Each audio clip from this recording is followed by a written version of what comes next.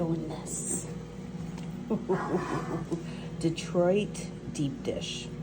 That's what's on the dinner menu tonight. So excited.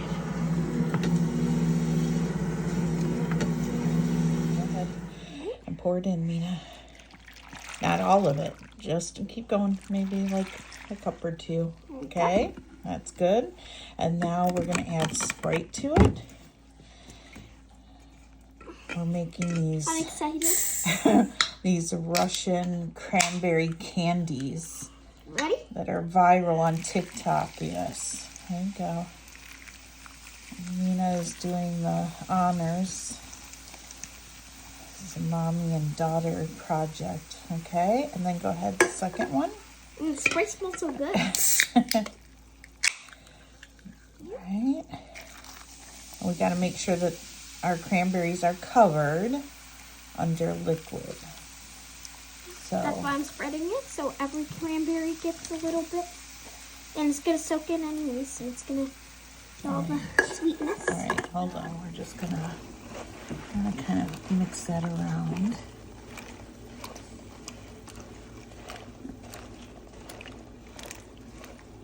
I think there's enough liquid in there. Yeah, there should be enough liquid in there. All right, now, Mina, we're going to put the lid on, and this gets refrigerated for 12 to 24 hours. But we will finish them tomorrow. So we're going to put these in the fridge. Can you get it on there? Teamwork makes the dream work.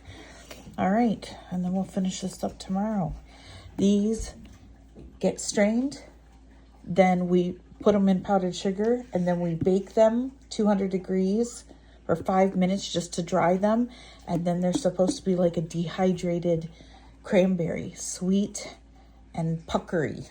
Now we're going to prep the marrow fat peas. These are from Ireland,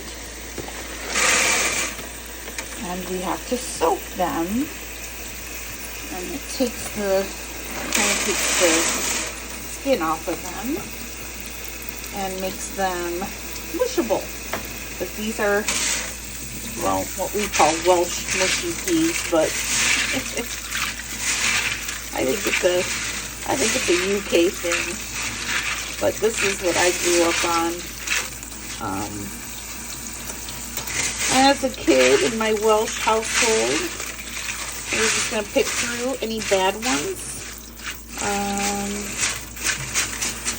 They're pretty good. I got these on Amazon. I'll leave a link for them. They're the best. And these will make mushy peas for Thanksgiving. So I'm going to give them a really good rinse and wash. We're going to strain them. Now that they're all cleaned and washed and picked through, we're going to go ahead, put them in a nice big bowl. And then to this, we're adding 1 teaspoon of baking soda.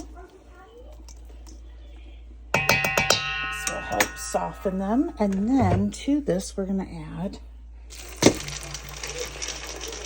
boiling water.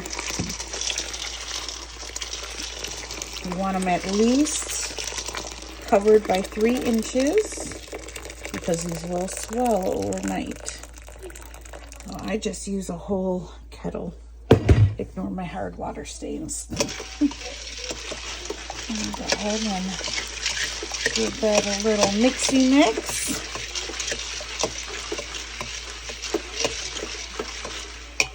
Then I'm going to put the cover on this, and this will just sit on my counter overnight. Anything floating like this little skin, this is what we want to come off. This is why we're soaking them. So we'll remove that. Anything you see floating is usually bad, so take it out. Okay. All right.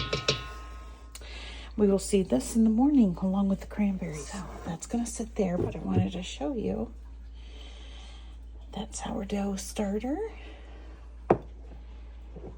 Somebody asked me what I did with my other sourdough starter. I actually gave it to my stepmom, the one that took care of me after the accident. She wanted some sourdough. And I wanted to try this because I'm always on the lookout for something that's easy to do for those who struggle making a sourdough starter, which can take, 7 to 10 days. And a lot of people struggle with it. So this will be ready to use in 4 days. So far, so good. It looks beautiful and it's super easy. So we're gonna stick it back into our sourdough house here, where it's gonna rise overnight. And so far, it's a win.